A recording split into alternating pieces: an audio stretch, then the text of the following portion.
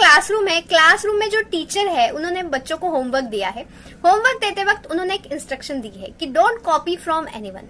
दूसरे दिन बच्चे होमवर्क लेके आए, उसमें से एक बच्चा था वो टीचर के पास गया, उसने टीचर को बोला कि टीचर आपने जो बोला था कि डोंट कॉपी फ्रॉम एनीवन, तो मैंने किसी से कॉपी नहीं किया है, but I copied from internet. है ना फनी? ऐसी चीजें क्या लॉ में भी होती है? हाँ, लॉ में भी ऐसी चीजें हो सकती है। जजेस को भी कभी कभी मीनिंग के बारे में कंफ्यूजन होता है, किसी वर्ड्स के बारे में एम्बिग्विटी रहती है, तो उनके लिए वहां पर कुछ रूल्स बनाए गए हैं जिन्हें बोला जाता है रूल्स ऑफ इंटरप्रिटेशन। तो ऐसे ही इन्हीं रूल्स में से हम लोग आज एक रूल डिस्कस करने वाले हैं, उसे बोला जाता है लिटरल रूल ऑफ इंटरप्रिटेशन। तो चलिए स्टार्ट करते हैं। इस रूल के वर्ड से आपको तो समझ में आ गया होगा, literal rule of interpretation. It means reading the law exactly as it is written without adding our own meaning. मतलब जो कुछ ऑर्डिनरी या नेचुरल मीनिंग है उस वर्ड का या फिर उस पर्टिकुलर लाइन का, तो वो ऑर्डिनरी या नेचुरल मीनिंग कंसिडर करना, उसे बोला जाता है लिटरल रूल ऑफ इंटरप्रिटेशन। एक एग्जाम्पल से समझते हैं। आपके घर में आपकी मम्मी ने एक रूल बनाया है कि no mobile phones after 9 PM।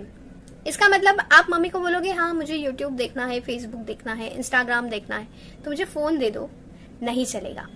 इसका ऑर्डिनरी एंड नेचुरल मीनिंग क्या है कि no phone, strictly no phones. तो आप किसी को मैसेज रिप्लाई भी नहीं कर सकते हो, इंस्टाग्राम, फेसबुक ये तो दूर की बात है।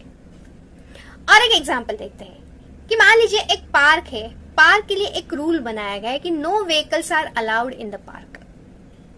तो यहाँ पर अगर लिटरल रूल हम लोग अप्लाई करते हैं तो इसका मतलब है बाइसिकल जो है वो भी व्हीकल में आ सकती है, एम्बुलेंस भी व्हीकल में आ सकते हैं। So they are not allowed in the park. But that sounds unreasonable, right? Still this rule says we must stick to the exact meaning of the words. इसका एक फेमस केस लॉ है Ramavatar versus assistant sales tax officer. यहाँ पर ये literal rule of interpretation apply किया गया।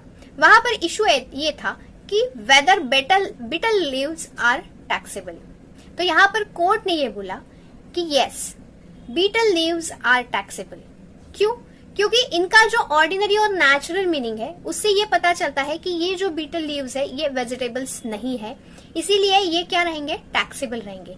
जब उनका ऑर्डिनरी और नेचुरल मीनिंग क्लियर है तो वहां पर डिक्शनरी मीनिंग या कोई टेक्निकल मीनिंग कंसिडर करने की कोई भी जरूरत नहीं है। ये है अपना लिटरल रूल ऑफ इंटरप्रिटेशन। वो क्या देता है, ordinary and natural meaning of the words